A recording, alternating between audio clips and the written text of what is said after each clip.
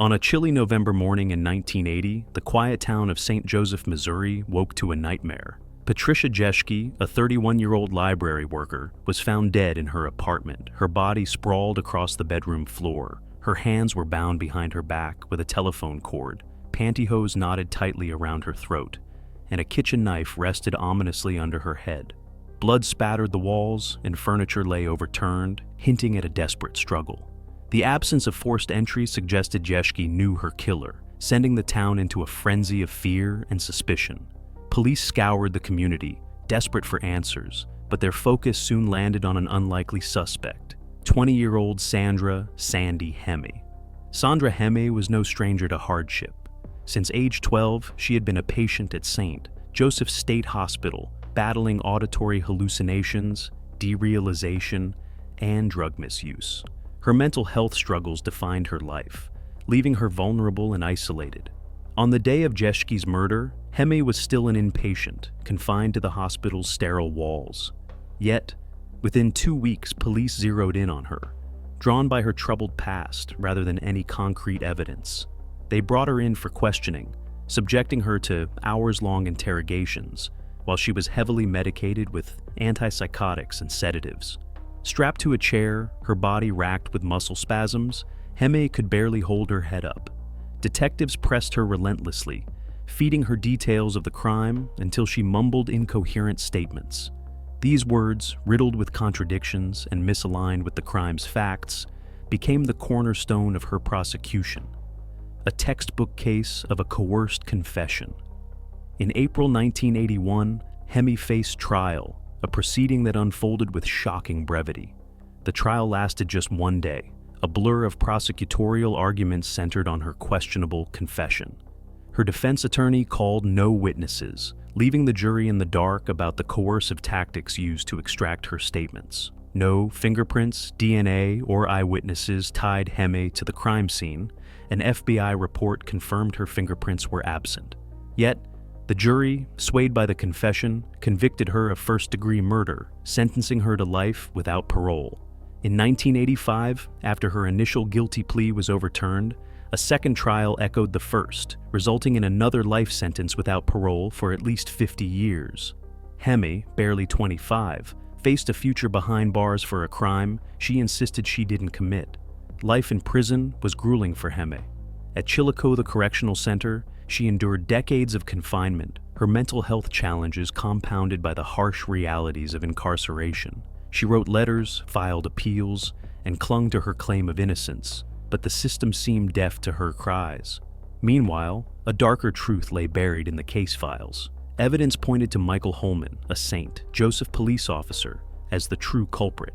Holman's white pickup truck was spotted near Jeschke's apartment the night of the murder. He tried to use her credit card the next day, a brazen act caught by investigators. Most chillingly, Jeschke's distinctive wishbone earrings, identified by her father, were found in Holman's possession alongside jewelry from another burglary. Holman offered a flimsy alibi, claiming he was at a motel with a woman named Mary, but no witnesses corroborated his story. Despite this, police never pursued him, and this evidence was withheld from Hemme's defense, a Brady violation that would haunt the case for decades. Hope flickered in 2018 when the Innocence Project, renowned for freeing the wrongfully convicted, took up Hemme's cause. Attorneys Jane Pucher, Andrew Lee, Natalie Baker, and Sean O'Brien dug into the case, uncovering the suppressed evidence against Holman. In February 2023, they filed a 147-page habeas relief petition in Livingston County Circuit Court, laying bare the injustices of Hemme's conviction. A January 2024 evidentiary hearing brought new revelations, including testimony about the coercive interrogations and Holman's ties to the crime. On June 14, 2024, Judge Ryan Horsman issued a 118-page ruling overturning Hemme's conviction and declaring her actually innocent. He ordered her release by July 9, 2024, citing clear and convincing evidence of her innocence. Freedom, however, was not immediate. Missouri Attorney General Andrew Bailey launched a fierce appeal, arguing Hemme should remain imprisoned for unrelated assault charges from her decades in prison. The legal standoff stretched for weeks, with Hemme languishing in her cell as the courts debated. On July 19, 2024, after Holman threatened to hold Bailey's office in contempt, Hemme walked out of Chillicothe Correctional Center. At a nearby park, she embraced her sister, daughter, and granddaughter, tears streaming down her face. At 64, after 43 years behind bars, Hemme was free, her ordeal marking her as the longest-known wrongfully incarcerated woman in U.S. history. Hemme's release was a triumph, but her fight wasn't over. On October 23, 2024, the Missouri Court of Appeals upheld Holman's ruling, slamming Bailey's arguments as bordering on the absurd. By December 2024, Hemme was officially exonerated, with no charges refiled.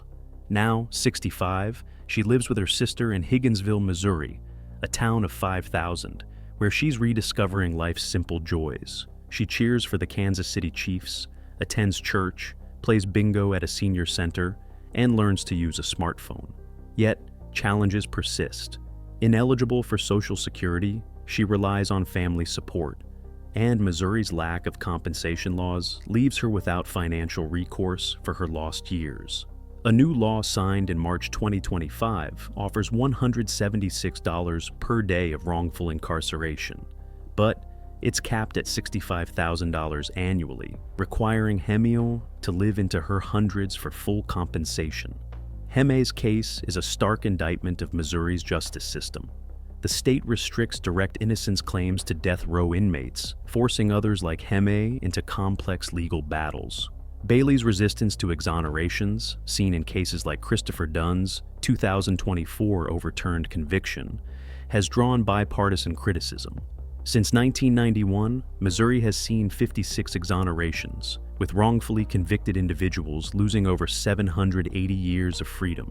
Hemme's 43 years rank among the longest, surpassed only by cases like Glenn Simmons, who served 48 years before his 2023 exoneration.